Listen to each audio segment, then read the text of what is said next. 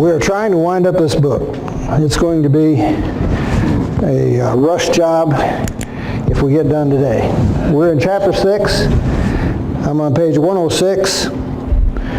This chapter deals with immigration concerns, and we have attempted, for those that may not have been here all this time, we are attempting to tie together the treatment of our fellow man, the treatment of those that seek to come here in relationship to how Christ treated those that he came in contact with, and to try to tie together the Christian traits that are necessary when dealing with other humans. We are in chapter 6. We covered the first concern, which was how the increase in immigrants could in fact possibly impact our way of life in this particular way. One concern expressed was how the money spent to support them could in fact be detrimental to us.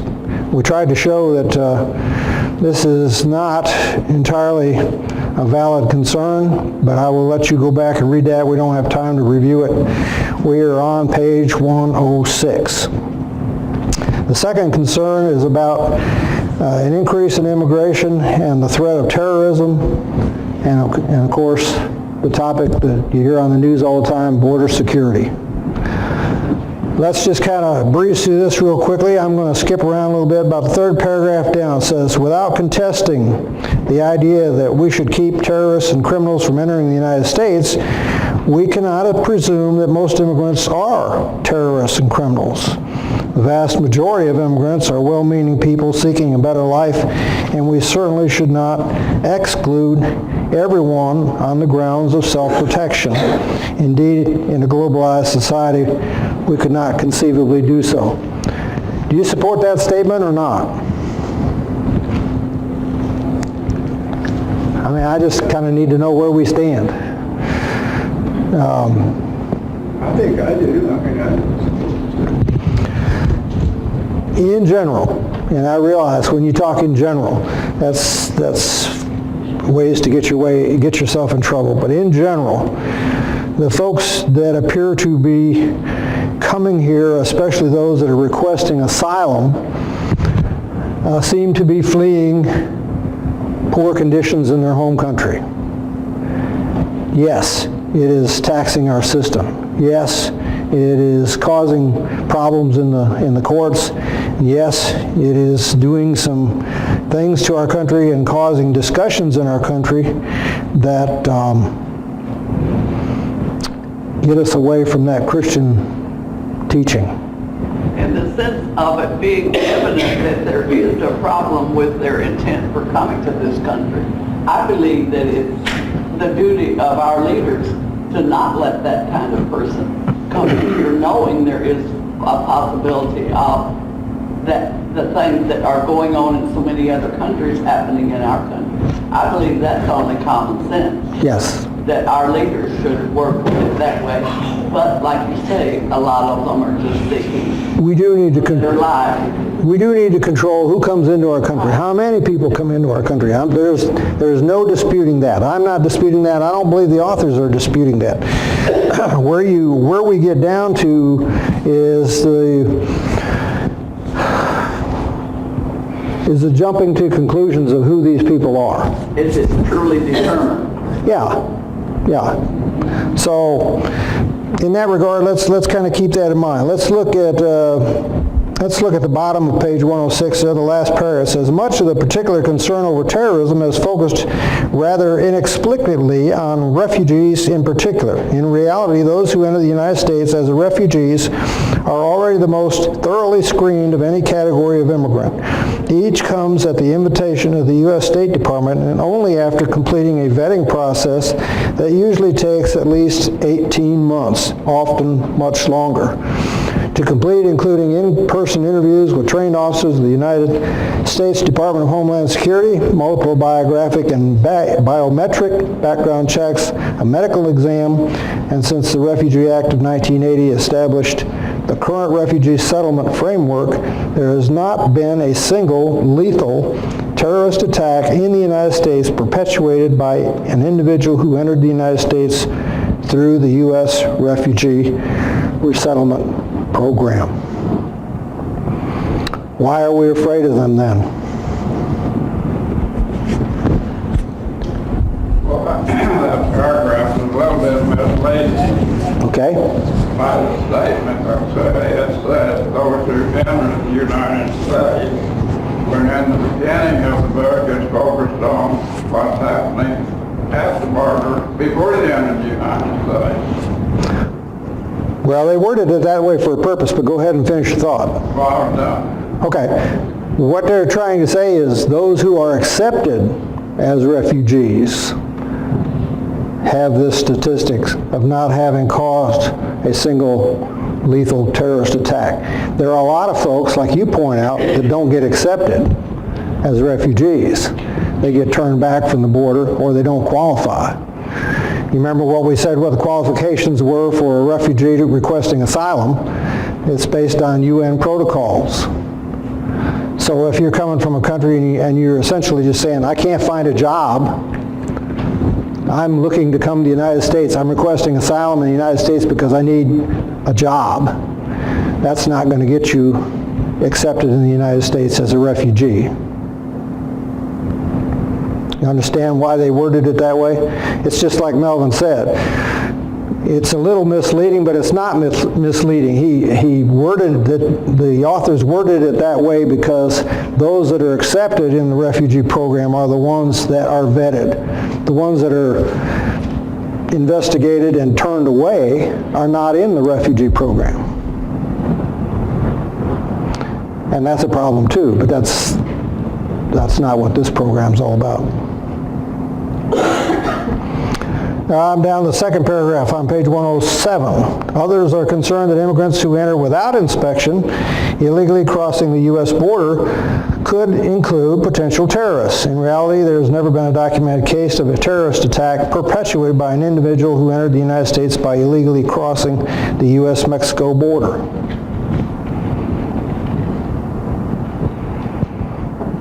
Where's the threat? Is basically what they're saying. The threat of terrorism appears to be mostly from those that are coming across with falsified papers, not without papers at all. Wouldn't you think if they actually are trying to come to our country to do harm, they realize they're going to have to come in as legally as they possibly can to get through the system? Ding, ding, ding, ding, ding. That's exactly what I'm saying. Thank you very much. That's exactly what I'm saying. If someone has ulterior motives to harm us, then they're going to take every step possible to get here and look as legal as possible. And the other thing that flies in the face of common sense is many of us in this room are old enough to remember World War II, okay? What did they build across the border of France to protect France from Germany coming over there to attack them? It was something called the Maginot Line, okay? And it was fortified, weapon emplacements. You're talking, I've been to see them, okay? You're talking concrete that you can't even reach your arms across, 6 foot thick, okay? And they would put guns in these things, and they had it fortified to the point where all they had to do was man these positions, and they said, we can keep those Germans out. How well did that work? Not at all. Any fortified structure can be breached. Any fortified structure you can go around. And that's exactly what people who want to do us harm are doing. They're going around these fortified structures. Now, does it keep somebody out that maybe just has a ladder or a rope? Yeah. But they'll just find a way around it, or under it, or through it. Yes? The second verse there, it says that there's no there's not been anybody that's coming in through the border like that now that are terrorists, that has prevented terrorism. You're on page 107, right? The second paragraph? Yes. Yes. I'm thinking that there is. Who's that? It doesn't have to be a grand, spectacular thing. There is terrorism, it's just a few individuals. No, that's still a form of terrorism. It puts fear and terror into, many people without it being hundreds of thousands. Yeah. Well, what they're basically saying is that doesn't keep us from being smart about our security. What they're saying is the threat of someone coming across the U.S.-Mexico border and actuality is not as likely. Okay, we're gonna get in the last part of this chapter that talks about the odds of some harm coming against us. Let's skip down there now. Towards the end of page 107, it says the best way to minimize the risk of terrorism perpetrated by someone who enters the United States unlawfully is to comprehensively reform our immigration system. The problem with that is we don't have the will to do that. The folks that we elect to Congress and our administrations do not have the political will to do that. They don't want to do that. And they don't want to do that because they'll get themselves voted out of office. So that's not a good solution. Even though it's in the book here, I'm duty bound to point out things that are dumb ideas, okay? Let's turn to page 108. Second paragraph. While it's entirely appropriate for our government to take reasonable steps to protect American citizens from the threat of terrorism, we can squander scarce resources and unfairly malign entire groups of people with no connections to terrorism. If we overestimate the extent of that threat, a thorough analysis by the Cato Institute of all terrorist attacks since 1975 found that the odds of an American being killed by a terrorist attack perpetuated by a foreigner, including the large-scale attack of September 11, 2011, are 1 in 3.6 million annually. The odds of being killed by a terrorist who came to the United States as a refugee and who is in the United States illegally are even smaller, 1 in 3.6 billion. So who are the ones that are killing us? Who are the ones that are killing our kids? Homegrown terrorists, okay? The ones that are upset because they didn't get invited to the prom, okay? Well, I still have a concern of letting so many people come into our country that we're going to wind up in the same shape that they're fleeing from. If there isn't some system that will work fairly. Okay. I will accept that as a valid argument, yes, because it just makes sense. Borders should be controlled. Numbers should be controlled. But shouldn't it be done from a family standpoint, not to break up families, not to incarcerate kids, not to do things that make Americans look ugly on the world stage, to be honest with you. That's what's happening. All right, I'd like to spend more time talking about this, but we're not going to get finished. I'm at the bottom of page 108. A next concern that you hear in the news is called family immigration, anchor babies, chain migration. What are anchor babies?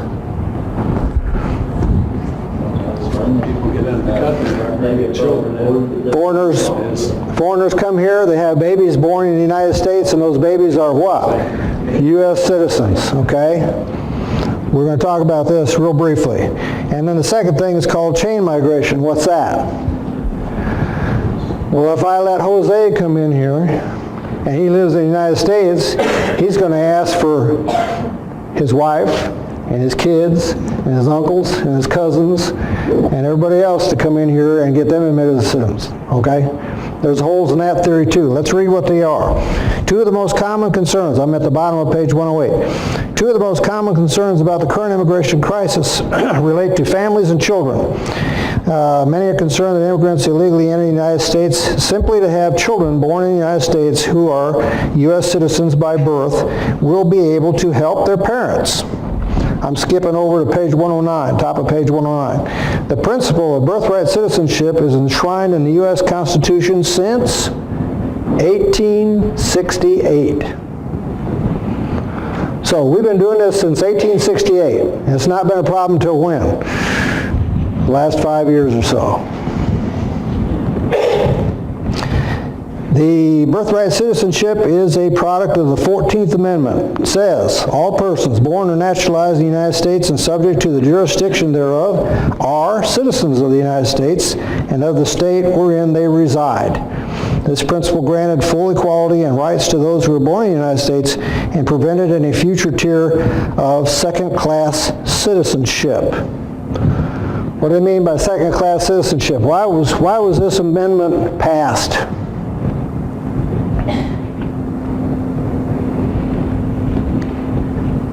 We had a problem with slaves. When we decided that slavery was immoral, illegal, not right, what do you do with all these people that are here in the United States? You have to grant them citizenship. The idea of birthright citizenship, I'm on the second paragraph, page 109, excuse me. The idea of birthright citizenship, however, has been scrutinized in recent years because many purport that the children born in the United States to undocumented immigrant parents should not automatically achieve U.S. citizenship and all its benefits. Some suspect that immigrants who have no other way to gain legal status in the United States cross the border so they can have children, sometimes derogatorily called anchor babies, who will then be able to secure U.S. rights and benefits for the entire family. Some support repealing or reinterpreting the 14th Amendment so as to eliminate birthright citizenship and deter future flows of illegal immigration. Next paragraph. In reality, the birthright citizenship guaranteed by the 14th Amendment does not provide any direct benefit to U.S.-born citizens' parents. Where do the benefits go to? The babies. Okay? So yes, if two foreigners have a baby in the United States, that baby is a U.S. citizen, that U.S. citizen has certain rights. But that doesn't necessarily benefit the parents of that baby. That baby can't turn around and file a petition to the court to get mama and daddy into the United States as naturalized citizens. Or I guess the right terminology would be legalized permanent residents. Remember the statuses?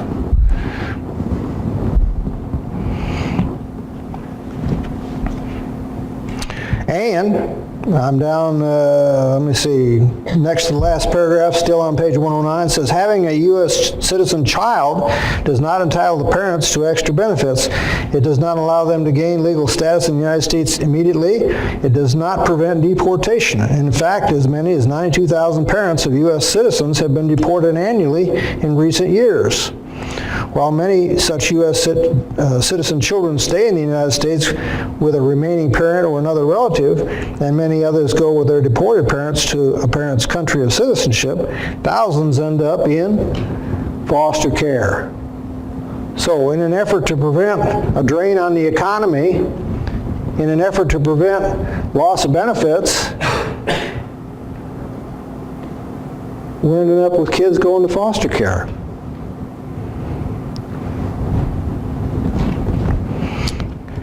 A U.S. citizen child can file for the parent when that child turns 21 years old, but few people would have a child only to perhaps gain legal status 21 years later. And under current law, if the parents were to enter the United States illegally, well, I skipped a paragraph here, but few people would have a child gain legal status in their 21 age. Furthermore, under current law, if the parents enter the United States illegally as opposed to entering on a visa and do not have any other U.S. citizen or lawful permanent resident relatives, such as their own parent or spouse, both the U.S.-born child's petition would probably do them no good, as they would need to leave the United States to be eligible for the visa through their child. And if they left, they'd be ineligible for a waiver of the 10-year bar to re-entry.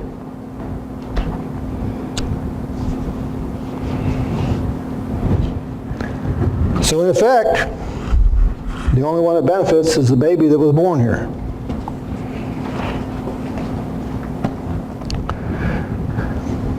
I'm on page 110, third paragraph. Ending birthright citizenship would leave the children without citizenship or nationality, rendering some of them stateless, because some countries do not provide citizenship to children born abroad to a citizen parent. So, it's in our Constitution that two foreigners having a baby over here becomes a U.S. citizen, but it's not necessarily in the parent's country. That same agreement continues. So, they could come over here and have a child who is eligible for U.S. citizenship, but now is no longer eligible for citizenship in the country they left. So you deport that family.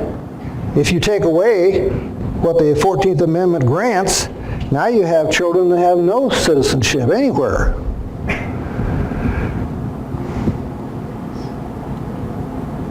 Well, in plain English, it's a mess. It's a mess. Plain English, it's a mess. It is a mess.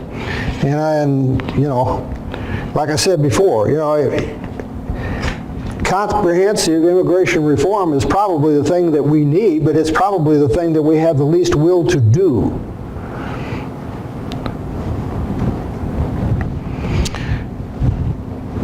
Got 10 minutes. I don't know if I'm going to make it. Chain immigration. I'm on page 111.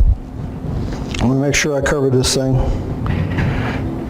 Oh, I missed the last part. Down the last couple sentences on page 110. It says, eliminating birthright citizenship would thus neither discourage them from coming here nor encourage those already here to leave, but would rather create a second tier of human beings within our country with huge numbers of children in legal limbo. There could be a number of kids that have no citizenship in either country if we took away birthright citizenship. All right, page 111, chain migration. It says, many critics of our current immigration policy are also concerned that our immigration system leads to chain migration, purportedly allowing immigrants to sponsor an unlimited number of family members who in turn sponsor further family members, increasing the number of immigrants exponentially. In reality, only immigrants who have already gained legal permanent residency. Remember the statuses? We said you could be a non-immigrant, you could be a legal permanent resident, or you could be a U.S. citizen. Those are the three statuses that the U.S. immigration recognizes. So in reality, the only way they could gain legal permanent residency or U.S. citizenship is to sponsor relatives. And they often face years or even decades waiting between when the application is filed and when the immigrant relative is allowed to enter the United States. You remember the pages 76 and 77 that we read? How many years it was you had to wait?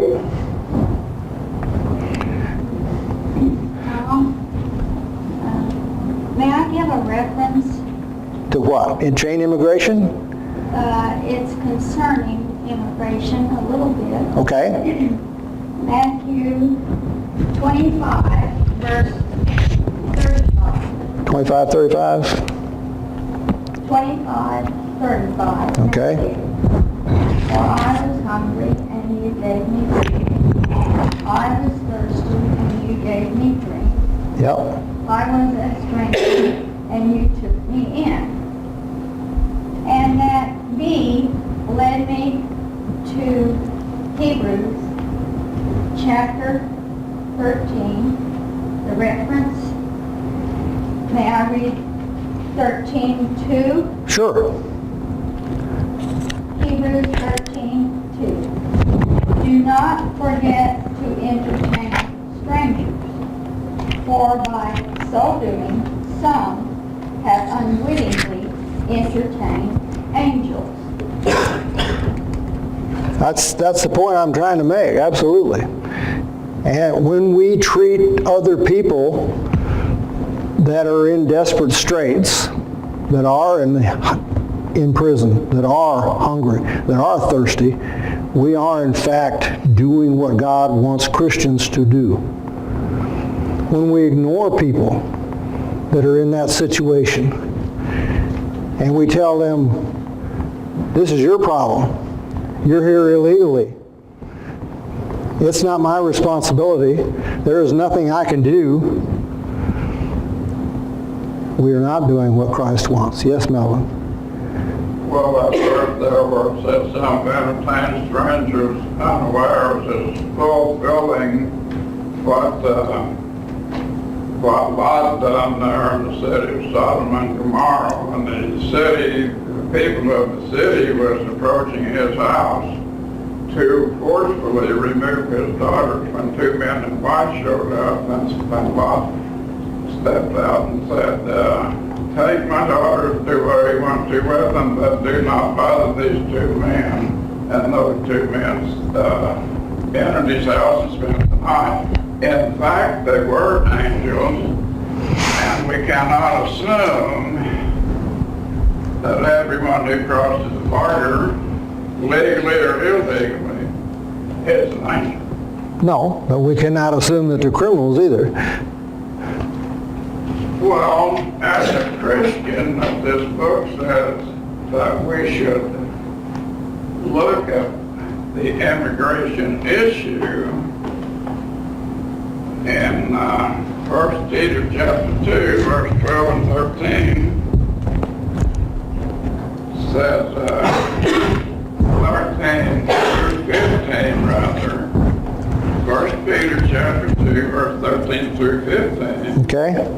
Says, submit yourself to every ordinance of man for the Lord's sake, whether it be to the king as supreme, or unto governors as to them that are sent by him, for the punishment of evildoers, and for the praise of them that do well. For so is the will of God, that with well doing you may put to silence the ignorance of foolish men. And so,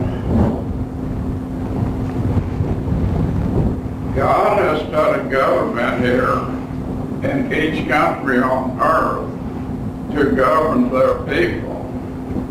And we have the government here to govern us. And this book seems to indicate that if we don't like what we see the government doing with this immigration issue, we might consider changing our vote in order to change the government. And if you don't like, or if you do approve of what's going on down there at the border, what's wrong with you? You ain't supposed to like that sort of thing. But this here says to obey the law of the land. And, you know, this book is written in Spanish. They got it too in Mexico and all those other countries. And Russia, they've even got it over there. And China, they've got it. Every country's got the government, and every country's got the Word of God. And these here folks that penned this book, they said, if we can get the churches involved to vote and change the law. Well, what happened when Jesus started his ministry with something the government didn't like? If we can get the churches involved, that's going to turn the government against us, because God don't need no help in choosing the ones that he wants to punish the evildoers. We had this discussion in my house. I remember this. You and I see things a little differently as far as what I as a citizen can do. Okay. I have no doubt God put whoever's in power. I have no doubt that he is in control. I have no doubt. But that same scripture you quoted was used to defend slavery 100 years ago. And it's not right. What Jesus was telling them to do was to prevent violence resistance. We're not violently resisting immigration policies. We're attempting to open our eyes to cruelty being perpetuated against other human beings. And it is well within our rights as a democracy to let our legislators know our feelings. Not to go out and picket on the streets, not to go out and burn cars, not to set fire to businesses, not to cause violence, but to open our eyes to some of the inhumanity that's being perpetuated, in my opinion. That is my opinion. And I understand that may not be your opinion, that may not be anybody else's opinion, but that's my opinion. Yes. In referring to Elaine, God is telling us there, if we see, as God's children, if we see someone in physical need that we can take care of, We should do it. we are expected to do it, regardless of, in this situation, is immigration status. Yeah. Is that what Even without God's change. word is telling Yeah. us to do? Even without changing immigration policies, yes.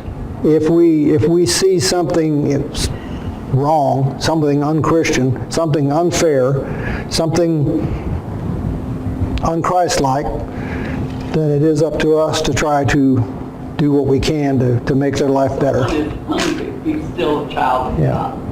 And if we can supply that need, we are expected to do it, right? Well, hello, Van. Come on in. All right, we're not going to get finished. May I have one more week? Okay.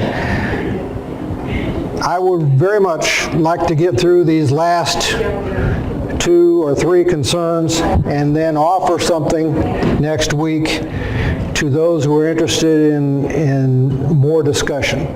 And I'll just share with you what I'm talking about. I feel particularly bad that a lot of you have spent money to buy this book, and we're not going to finish this book. But I understand it may not be the topic that needs to be presented in these settings, and so what I'm going to offer is my services after church, and we'll announce that next week.